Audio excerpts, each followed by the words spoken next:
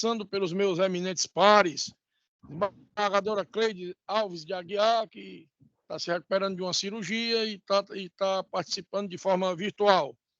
Ao doutor Paulo de Tasso Pires Nogueira, já o nosso mais novo desembargador, merecimento merecido, né, Paulinho? Eu não sei se tem merecimento sem ser merecido, mas o seu eu posso dizer que é um merecimento merecido. E eu aguardo muito a sua posse, pela nossa amizade, pelo querer bem, pela admiração. Quero você aqui com a gente definitivamente. A doutora Vilma Freire Belmino Teixeira, minha prima, esposa do meu querido primo, que Deus levou prematuramente, e que também engrandece essa terceira Câmara com a sua participação, com a sua lucidez, tenho acompanhado os seus votos, né? Notadamente na área que você domina, que é cobra, né? E que eu não tenho nenhuma condição de discutir os seus votos, porque naquela área você realmente é melhor do que a maioria de nós. Obrigada, E eu queria abraçar aqui a minha amiga Maria Regina de Oliveira Câmara, já também a nossa mais nova desembargadora por antiguidade, né? E que também vai trazer a sua experiência ao longo da vida, ao longo dessa carreira sofrida, né? A gente vê que a grande parte dos juízes está doente, e isso é a pressão que nós vivemos, né? Eu sempre digo que meu número de inscrição na gloriosa Ordem dos Advogados do Brasil, secção do Ceará, era 56, 53. E quando eu entrei na OAB, nós tínhamos aproximadamente 400 juízes, 300 e alguma coisa, né? Hoje tem 50 mil advogados e 600 juízes, né? Aproximadamente. Então, nós aumentamos 50% e os advogados aumentaram quantas vezes? 10 vezes mais. Notadamente que esses processos também devem ter aumentado 10 vezes mais, né? E aí está aí o gargalo da justiça, né? Tem juiz que não trabalha? Deve ter. Tem juiz que não cumpre as suas missões? Deve ter. Como tem advogado também que não gosta muito de trabalhar? Deve ter. Mas o gargalo da justiça é a falta de pessoas, é a falta de juízes. Você não pode conceber, né, que a OAB aumentou 10 vezes o número e os juízes aumentaram 50%. Então aí a gente já vê, por isso que a gente vê os colegas, a maioria doentes, as cobranças de todas as formas. Não que eu acho que não deve ter cobrança, tem que ter. Mas eu acho que nós estamos sendo cobrados e, ao mesmo tempo, nós não temos a nosso favor, né, a estrutura necessária para a gente dar a resposta, produzir. E aí a gente vai, claro que a gente não pode deitar em cima disso e dizer não vou trabalhar porque não tem condição. Não, a gente está trabalhando mais do que sempre, mais do que... E isso tem causado aí uma série de doenças nos nossos colegas. Mas a gente espera que melhore. Eu queria abraçar aqui o meu amigo, procurador de justiça, doutor Francimauro Gomes Ribeiro. Sempre um prazer estar aqui ao seu lado. Nosso defensor público, doutor Carlos George Marques Rodrigues. E eu queria abraçar aqui aos brilhantes e nobres advogados, representantes da OAB. Eu também fui advogado por 7 anos, defendi com muita honra essa bandeira, né? E sei, porque fui, sei da agrura que o advogado tem, sei das dificuldades, sei de como... Eu tenho profundo respeito por quem sustenta a família numa banca de advocacia, porque eu sei a dificuldade.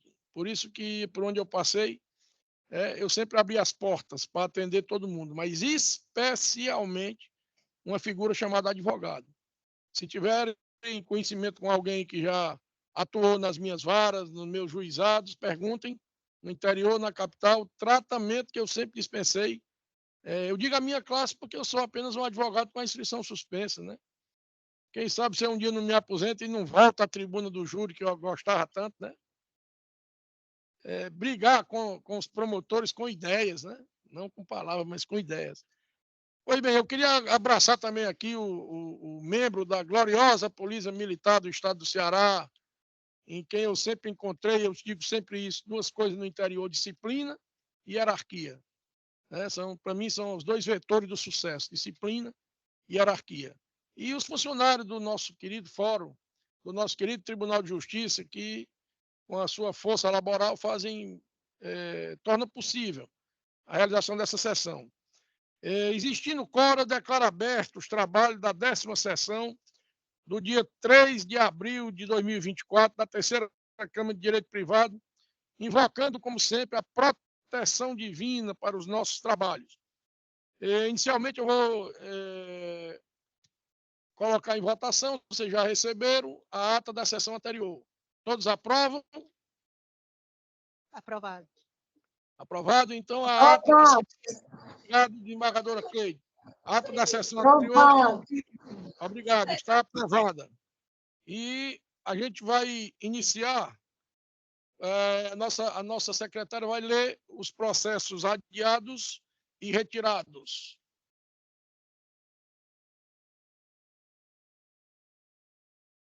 De ordem da presidência da Câmara, passo agora a leitura dos processos adiados e retirados de pauta.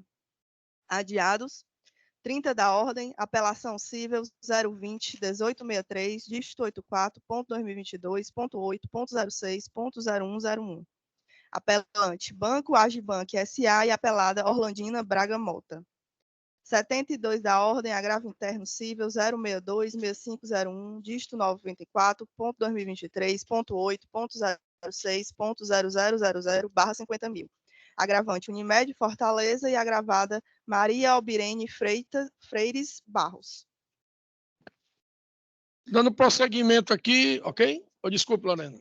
Retirado de pauta o 66 da ordem, apelação cível 0059-943, dígito 15.2017.8.06.0064, apelante Mercantil Investimentos S.A., apelado Fuxico do Boi Pecuária LTDA, apelado Felipe Cândido de Brito, apelado Ismael Webster Brasil Carvalho e apelada Raimunda Marlene Cândido Alves. Ok, doutora. Dando prosseguimento, a gente vai iniciar pelo processo que é submetido ao rito do artigo 942 do CPC. Embargo de declaração cível, é isso, né? O processo tem o número 011-4932-29.2018 e ele é oriundo da 9ª Vara Cível. E o embargante é P.E.IC.do.B.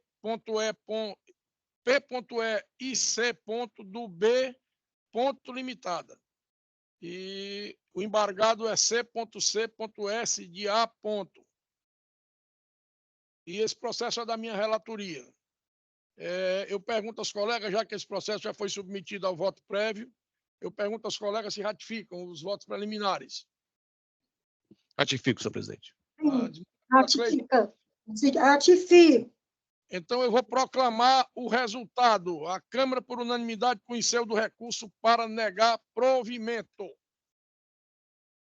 E eu vou ler aqui a ementa. Embargos à execução. Embargos de declaração opostos contra embargo de declaração em recurso de apelação. Artigo 1022, inciso 2 do CPC, omissão. Artigo 932.4, em Romanos, letra A do CPC. Teses omissivas afastadas, rediscussão de mérito. Violação da súmula 18 do TJCE, embargos protelatórios. Multa de 1% sobre o valor atualizado da causa. Aplicação do artigo 1026, parágrafo 2º do CPC. Recurso conhecido e desprovido. Então, essa é a ementa. Vocês já viram a votação prévia. Por unanimidade, a turma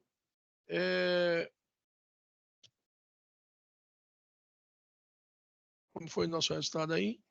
Por unanimidade, conheceu do recurso para negar provimento.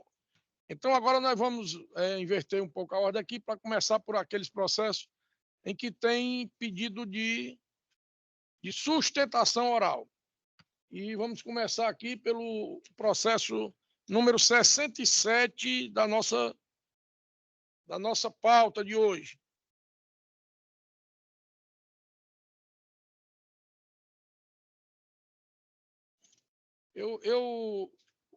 Quem está pedindo hoje aqui para fazer a participação em plenário é o doutor Ismael Barros, OAB Ceará 20.988, advogado do apelante. Né? Esse processo é da relatoria da desembargadora Cleide, né? Sim, na minha relatoria. Pois não. Então, eu concedo a palavra ao doutor Ismael Barros pelo prazo de 15 minutos.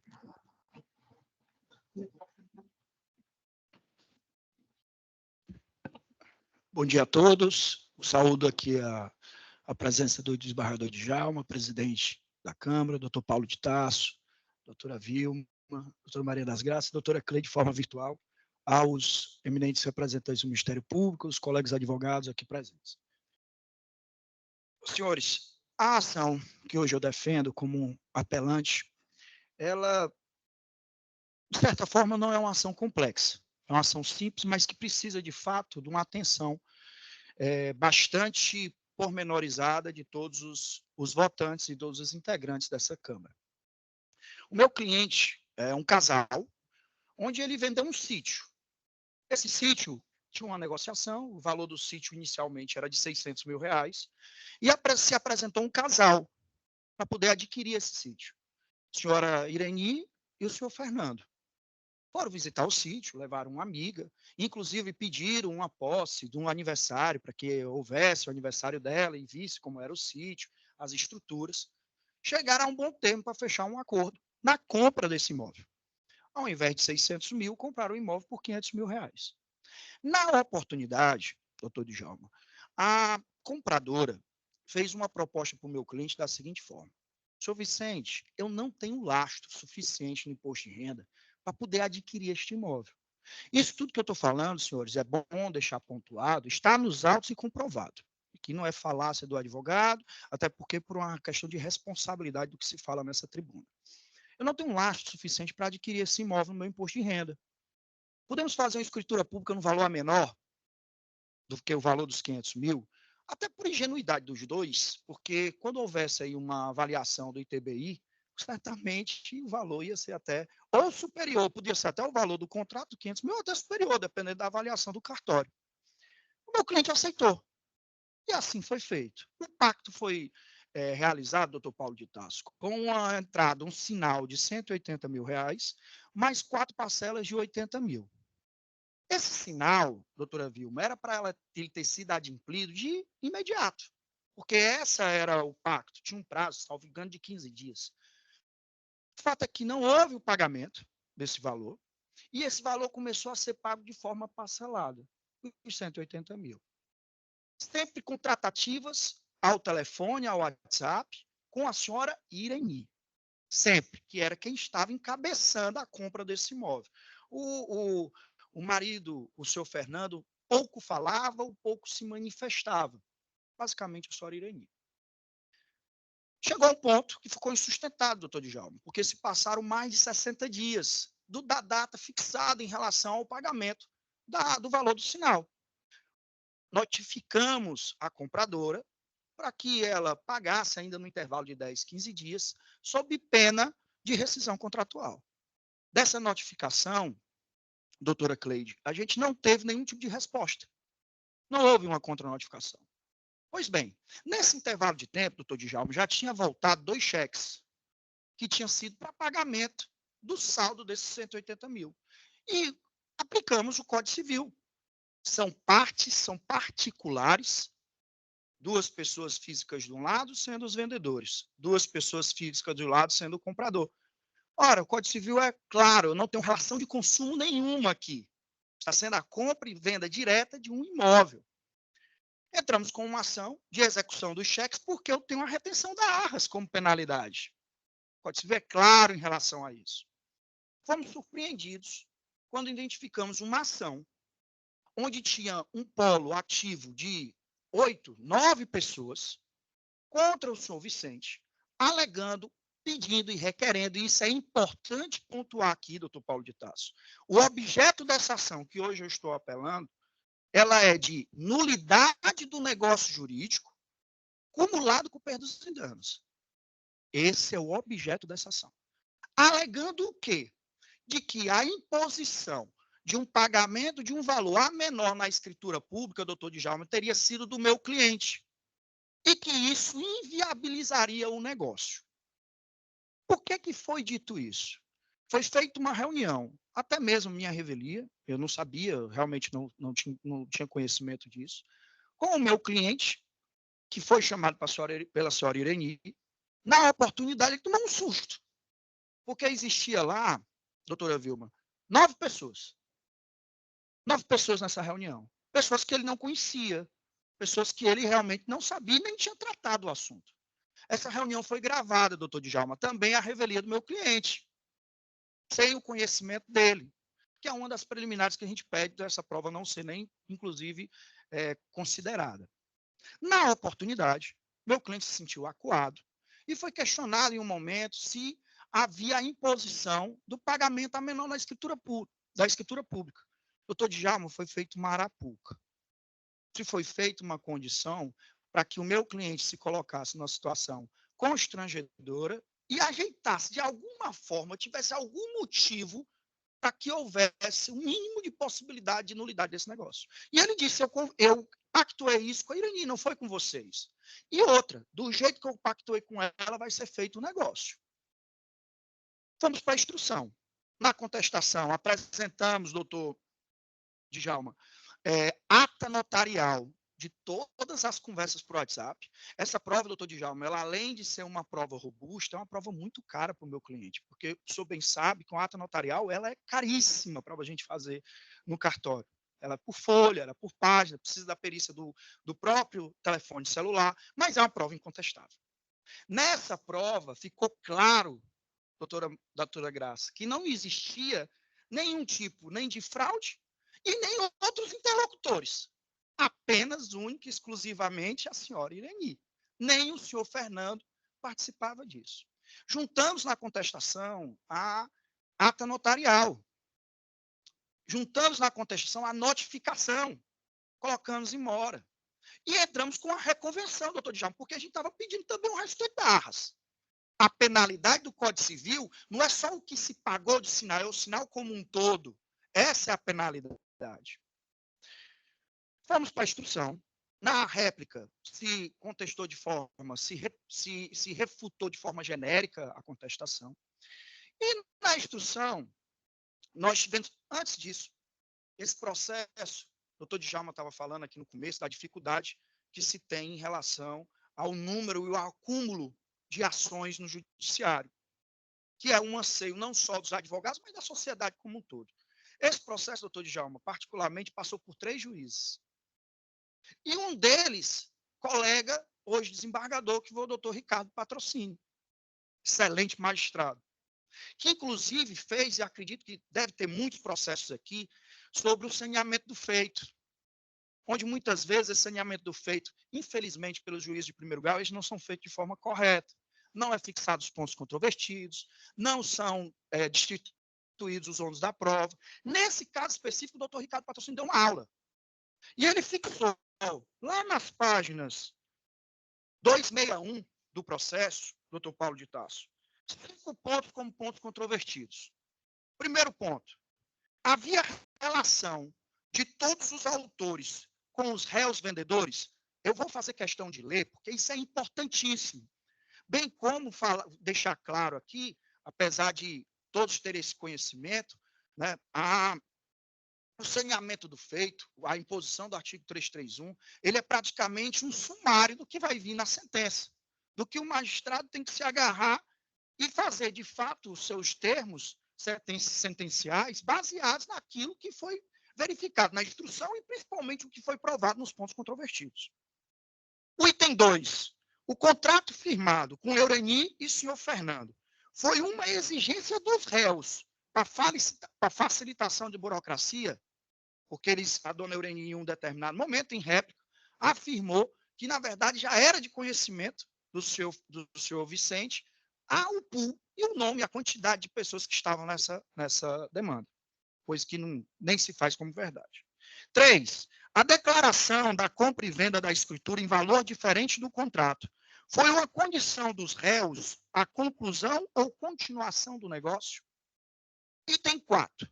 A senhora Eurani deu a ideia de apresentação do valor menor na escritura? Item 5. Houve efetivo pagamento da comissão de corretagem dos réus vendedores? Esses 5 pontos são importantes, porque também o doutor Ricardo Patrocínio, mais uma vez, elogiando o trabalho exemplar que ele teve nesse processo, infelizmente não foi ele o julgador, ele fixou quem deveria provar o quê? Doutor Djalma, de fato, é um despacho saneador que devia ficar pregado na cartilha para se ver como de fato ele acontece, com todas as vênias necessárias. E ele diz: os itens 1, 2 e 3 são prova do autor.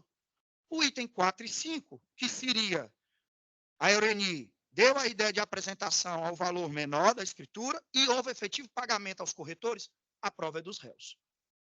Pois bem, fomos para a instrução. Na instrução, desembargadora Vilma, foram ouvidos 3 testemunhas.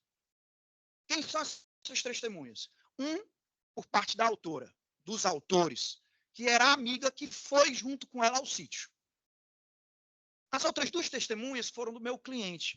Quem são essas testemunhas, doutor Paulo de Tarso? Os 2 corretores, doutor Djalma. Tanto o corretor por parte dela, como o corretor por parte do vendedor, como o corretor por parte do comprador. Nessa oportunidade, foi questionado aos corretores. Outro ponto importante, foram ouvidos como testemunhas, não como depoentes, doutora Vilma. Não houve aqui contradita. A prova é robusta. Foi questionado. Ô, senhor corretor, houve o pagamento da comissão de corretagem? Houve. Senhor corretor número 2, houve o pagamento da comissão de corretagem? Houve. Quem foi que realizou o pagamento da comissão de corretagem? O senhor Vicente. Então, o vendedor fez o pagamento integral da comissão de corretagem, tanto do corretor do comprador, como do corretor do vendedor. Ok. Senhor corretor número 1, o senhor soube de como foi a tratativa? Soube. O valor era de 600 mil, foi baixando para 500. Em algum momento, houve o pedido de um valor a menor na escritura pública? Houve. Quem foi que pediu? A senhora Eureni. O corretor dela, doutor Djalma, afirmou. A senhora Eureni. Por quê? Porque ela não tinha lastro no imposto de renda e gostaria que o valor fosse a menor. Houve algum tipo de recusa por parte do senhor Vicente? Não, não houve. E esse ponto é importante, doutora Vilma, porque, entenda, se eu estou requerendo aqui a nulidade do negócio jurídico, eu entendo que é uma imposição ilegal que uma parte faz contra a outra e a outra há uma recusa. Nesse ponto, e aí essa valor da escritura a menor, ela não está albergada no contrato. Isso foi algum acordo verbal que houve entre eles, e de fato ele existiu. Só que para que ela fosse alegada para a nulidade do contrato, teria que ter a recusa de uma das partes. Independente de quem indicou. Independente, doutor Paulo de Tarso, se foi a senhora Eureni ou o senhor Vicente, que está muito claro que foi a senhora Eureni pela prova dos autos. Mas não houve essa recusa. Então, eu fico me imaginando como é que eu posso ter uma nulidade de um negócio, de algo, doutora Vilma, que foi pactuado entre os compradores e o vendedor. Não houve sequer uma recusa entre as partes. Mas tudo bem. Vamos evoluir. Senhores corretores, quem foi que comprou esse sítio? Essa prova era do autor, doutor Djalma. Mas quem fez a pergunta fui eu. Quem foi que comprou esse sítio? Quem comprou esse sítio foi a senhora Eureni. Eu, como corretor dela, não apresentei esse sítio para mais ninguém. Foi ela que foi comprar, junto com o senhor Fernando. Inclusive, o senhor Fernando mal falava. Eu estou falando aqui de situações que foram ditas no testemunho, na prova testemunhal. Acreditava, depois de uma audiência dessa tão robusta, onde todos os pontos controvertidos, eles foram esclarecidos, sim, doutor Paulo de Tarso. Todos. Houve quem comprou o sítio? A senhora Eureni e o Fernando. Isso através de ata notarial das conversas do WhatsApp, através de notificação extrajudicial e contrato, prova documental, e através das provas testemunhais. Porque o doutor Djalma pode olhar para mim e dizer, mas Ismael, você não falou nada da testemunha dela. Ela disse alguma coisa disso, doutor Djalma. Quando ela foi questionada sobre as tratativas em relação ao pagamento, as tratativas de contrato, ela disse, doutor, esse ponto eu não acompanhei, porque eu só fui apenas visitar o sítio para ver como é que ele era. Então, não há prova de que as alegações dos autores ou da autora se sustente. Quem comprou esse sítio? Eu tenho uma ilegitimidade ativa, doutor Djalma, flagrante. Existem 8, 7 pessoas que não participaram do contrato, não participaram da negociação, doutor Paulo de Tarso. Segundo, quem foi que solicitou um valor menor à escritura pública? A dona Eureni. Isso está provado em relação às atas notariais e provado com a prova testemunhal. Quem foi que não realizou os pagamentos integrais do valor do sinal? A dona Eureni. Que, inclusive, o cheque, doutor Djalma, era da pessoa física dela. Ao ponto, em algum momento, o meu cliente permitiu receber de terceiros. E uma dessas conversas do WhatsApp, existia a seguinte frase. Senhor Vicente, tem um pouco mais de paciência. Está muito difícil, a venda do imóvel foi na época da pandemia. Eu duvido alguém vender lotes como eu estou vendendo. Na final das contas, doutor Djalma, foi o que aconteceu. Ela adquiriu o imóvel, não tinha a quantia para realizar o pagamento. Depois que ela adquiriu, ela quis lotear, fazer um condomínio. E quis se valer do recebimento dos terceiros para poder fazer o pagamento. Então, aqui, só para finalizar e deixar claro, o meu pedido aqui é de reforma integral dessa sentença. Primeiro, porque a sentença determinou que houvesse a rescisão contratual, não foi pedido isso pelo autor. E segundo, que houvesse a devolução integral do valor que foi pago. Não houve esse pedido. A gente, mais uma vez, não está falando aqui de uma questão de relação de consumo. Nós estamos falando aqui de uma relação interpartes. Essa sentença ela deve ser anulada por ter vícios absurdos nela, como bem dito aqui, e ela deve ter, caso Vossas Excelências entendam que há a teoria da causa madura, a ação deve ser julgada improcedente, porque não há nenhum motivo, doutor Djalma, para a nulidade desse contrato. Detalhe, esse contrato já tinha sido rescindido através da notificação. Não houve o pedido, nem por parte dos réus, nem por parte do autor, de devolução do valor, mas sim de perdas e danos. Aqui não se tem como se decidir de forma diferente, senão a improcedência ou a procedência. Uma decisão salomônica, por exemplo, aplicando o CDC nesse caso, ela é impossível de ser verificada. Agradeço a todos aqui a presença, assim, a paciência de me ouvir e peço a procedência, o provimento integral da minha apelação. Muito obrigado.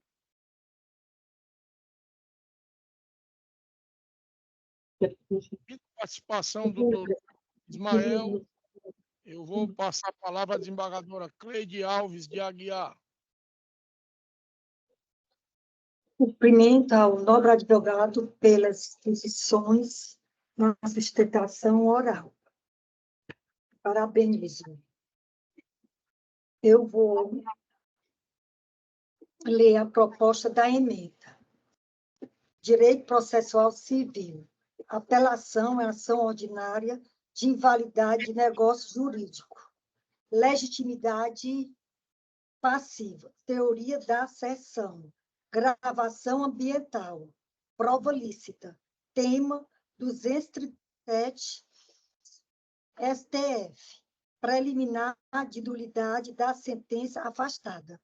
Validade do contrato preliminar de compra e venda do imóvel. Ausência de condição ilícita.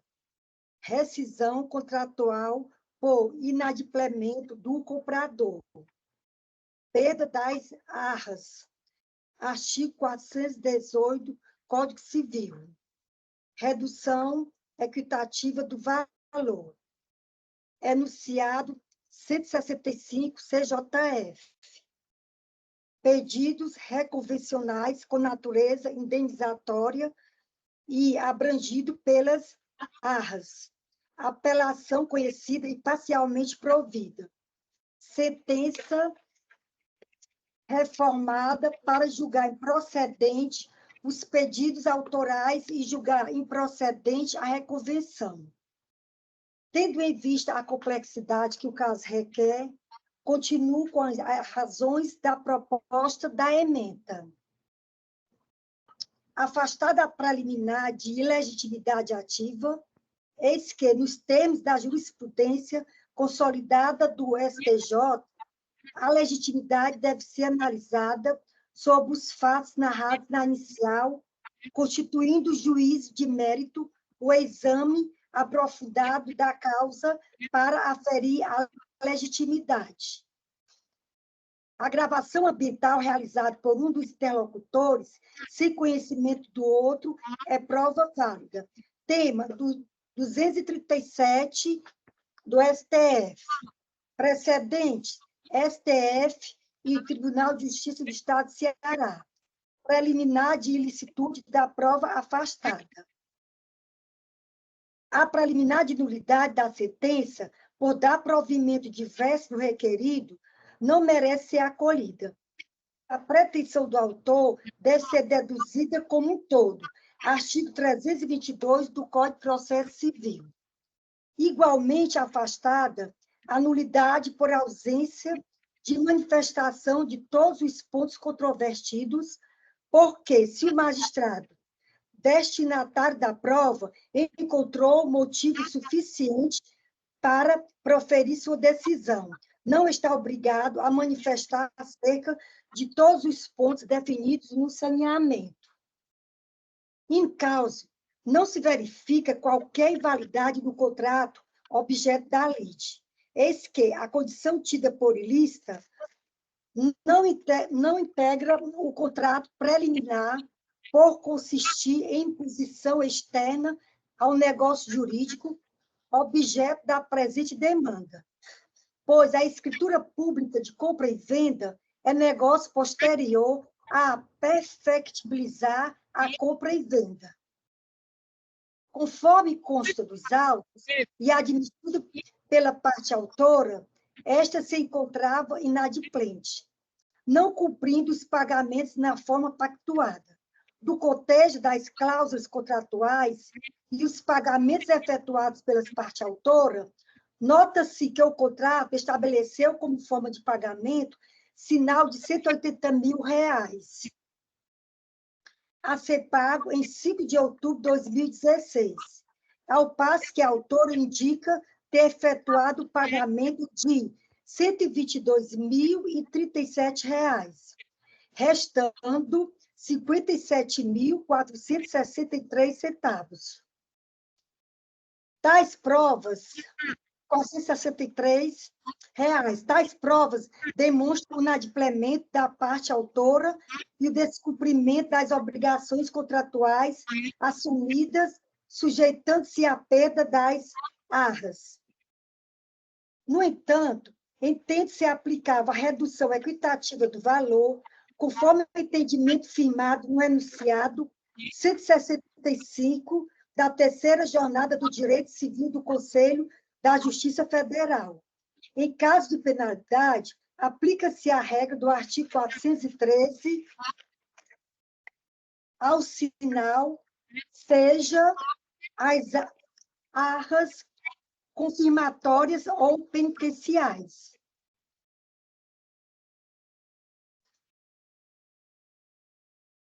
Assim, a retenção integral do valor não se mostra justa, devendo ser reduzido para 25% do valor total pago, precedentes STJ e TJCE.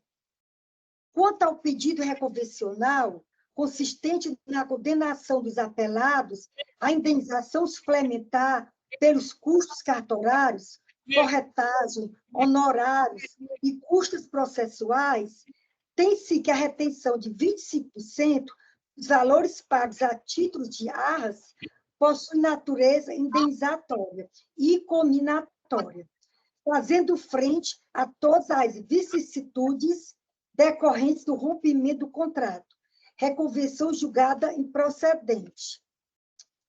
Apelação conhecida e parcialmente provida. Sentença reformada para julgar improcedentes os pedidos autorais e determinar a retenção de 25% dos valores pagos pelos promissórios compradores, bem como julgar improcedente a reconvenção. Eis o meu voto.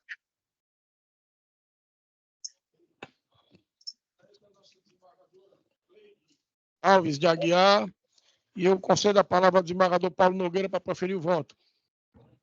Oi, senhor presidente, muito obrigado. Eu ratifico o voto antecipado e acompanho a relatoria. Obrigado, desembargador. Eu concedo a palavra à desembargadora Vilma Teixeira para proferir o voto. Senhor presidente, eu confirmo o voto provisório e acompanho a relatora. Então, eu vou proclamar o resultado. A Câmara, por unanimidade, conheceu do recurso para dar parcial provimento.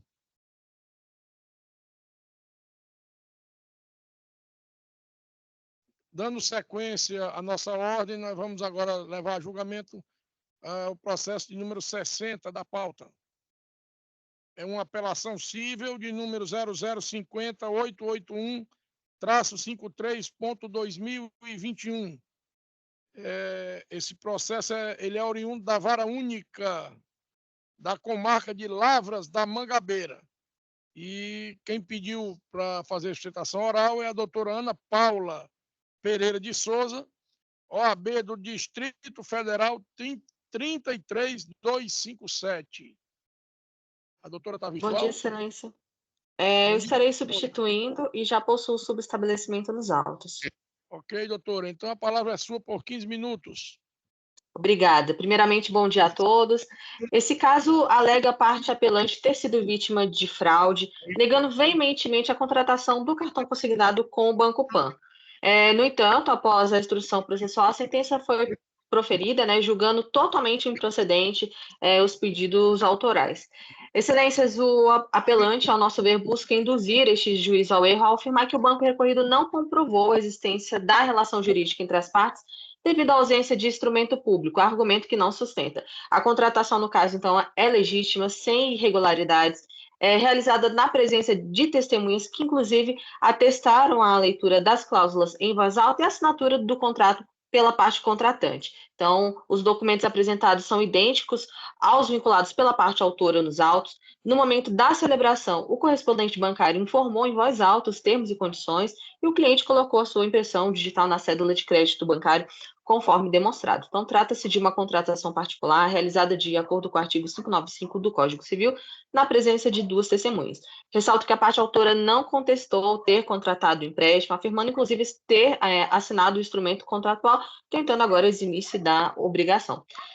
Não há irregularidades no contrato firmado entre as partes, como evidenciado no termo de adesão ao regulamento para a utilização de cartão de crédito consignado PAN, devidamente assinado. A parte autora teve acesso a todas as informações relevantes da operação, incluindo o início dos descontos, valor do contrato, taxa de juros, entre outros, não havendo descumprimento ao dever de informação. Então, a parte autora também apresentou seu cartão bancário no momento da contratação, comprovando a titularidade da conta indicada para recebimento dos valores. Então, diante disso, o Banco Pan agiu sim dentro do exercício regular do direito, não causando qualquer dano à parte apelante, seja ele de ordem moral ou material. Então, por essas razões, requeremos a manutenção da sentença de improcedência. São essas as minhas considerações e agradeço.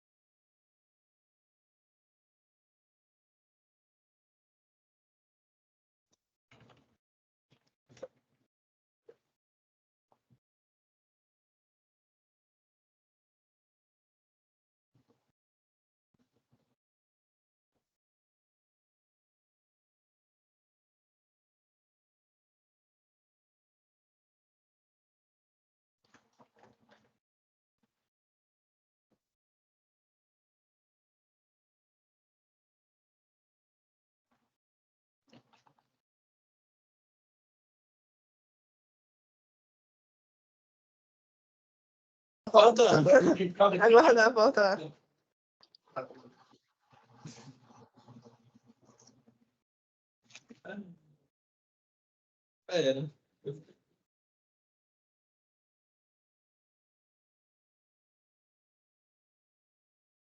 Está congelada a imagem.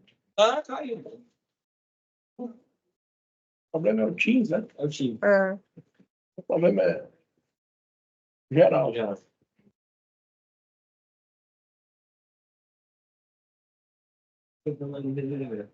Ainda vai internet para não tinha isso.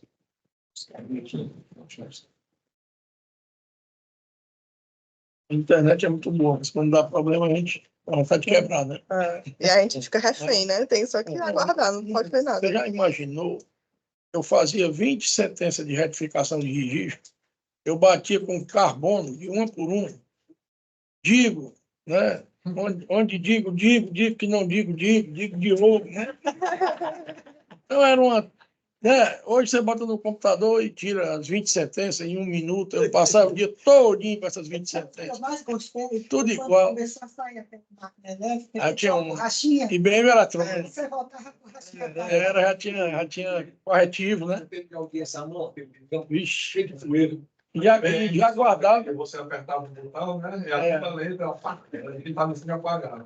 E ela já guardava texto de, salvo engano, uma página. Sim, já foi a segunda. Aí se a sentença fosse IBM eletrônica, IBM já. Eu comecei